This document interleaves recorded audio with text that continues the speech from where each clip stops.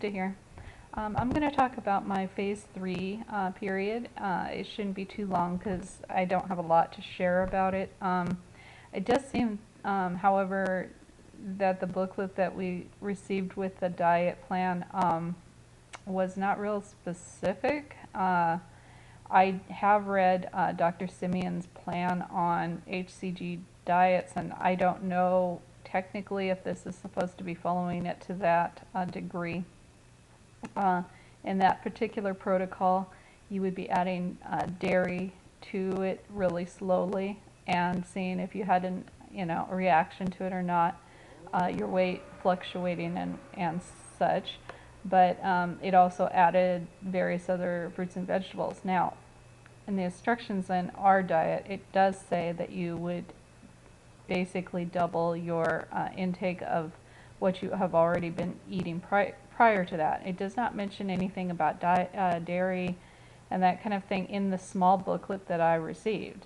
So I am a little confused on what exactly that was entailed, but I can tell you that when I did my first phase 3, I assumed that that was the case, and I did add dairy in really slowly into my diet. I never added any kind of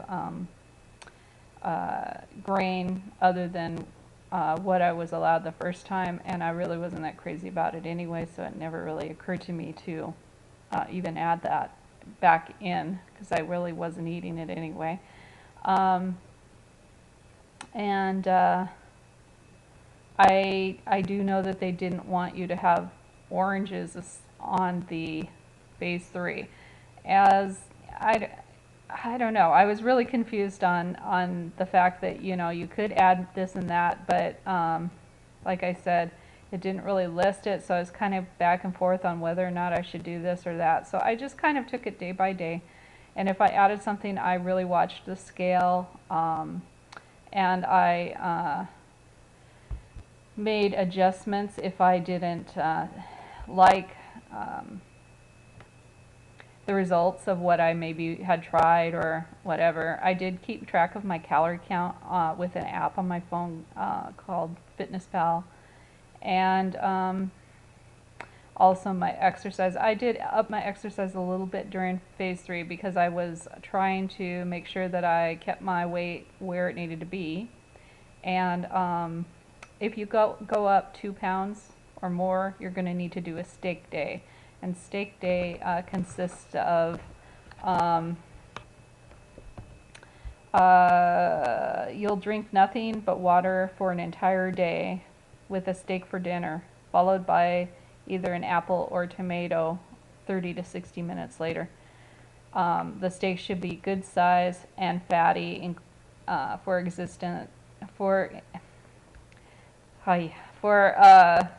example, a 16-ounce ribeye is a good choice. At the end of this maintenance phase, you're supposed to, during the entire time that you're on your maintenance phase, you would be off your drops. So really what you're doing is trying to balance your body and learn how to maintain it at a certain weight, even if it isn't where you want to be eventually, where you want to be weight-wise. What it's teaching you is once you get down there to keep a balance and not to drastically go up on your weight again and yo-yo diets. So I can see, and it also actually gives your body a chance to rest, which is a good thing too. One of the better things that I did like about it was that you could have a little bit of yogurt in the morning with some blueberries and ice, a little bit of water, and put that in a blender. You could put a sugar-free protein powder maybe in it as well, and make a blueberry smoothie, which I liked, or a strawberry one or whatever. And that was great because I like having something in the morning, not necessarily a big breakfast, but something. And that was the one thing I wasn't really happy about with phase 2, but I would have an orange if I was really hungry in the morning, and most of the time I just skipped everything. And so and anyway, my results for phase 3 was I didn't go up, I didn't go down, I stayed exactly the same.